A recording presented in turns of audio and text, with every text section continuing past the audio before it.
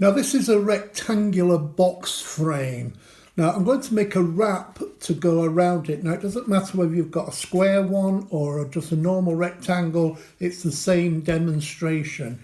And to make a wrap like this, and then that just slides in there to protect your project, or you can do what you want with it. That just slides in there like so. Now if you want, you see that's all the way around there, it's protected. If you want, you can also make apertures like I've done here. Now on the demonstration I'll show you, but you can see all these different lines here. Those are different apertures that you can use for various sizes, as you can see, from big ones down to the very small thin ones, like so. So you can create different size aperture for the wraps as well. So the first thing you've got to do is just print out the template size excuse me, that you want to use, and I've got this one here. Now this is an A4 sheet of card, and I've just put a little bit of masking tape either side here to keep it in position. Now the first thing you want to do is these dotted lines here, you want to just score those so that when you've come to fold it, it folds easily.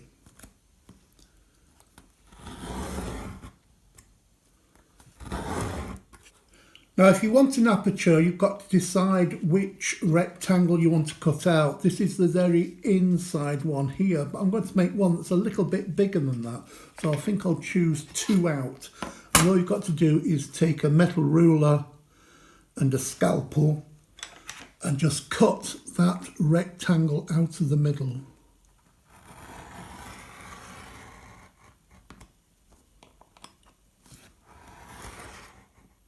Now you can see the aperture's cut out there, and I can use that on a different project. Now these folded over areas, because it's on an A4 sheet of paper, are a little bit long here, so you want to trim just the end one here. Now if I turn this around, I want to take off about 1 inch there. So I just position that onto my cutting mat and I just trim the end off. And you can make that as long or as short as you like. As long as the flaps at the back join together and you can stick them down easily. So just cut that excess bit off there, a little bit more.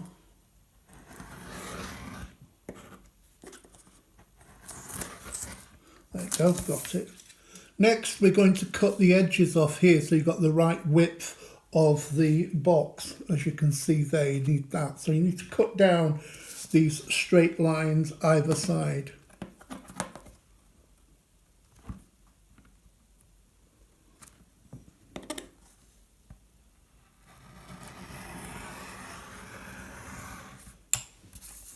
So you can see my template is all cut out now, so you can remove that. Now before you stick it together, just fold where the creases are there, so that when you stick it together it all fits nicely. And you can use a boning tool as well if you wish.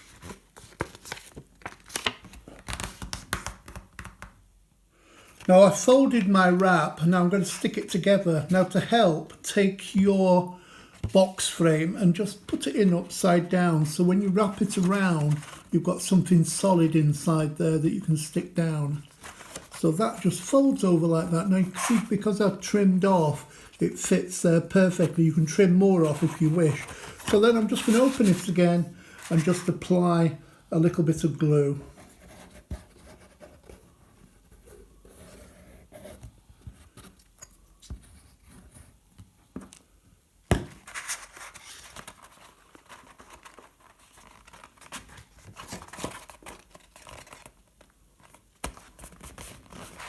Now just hold that down for a few seconds so it sticks.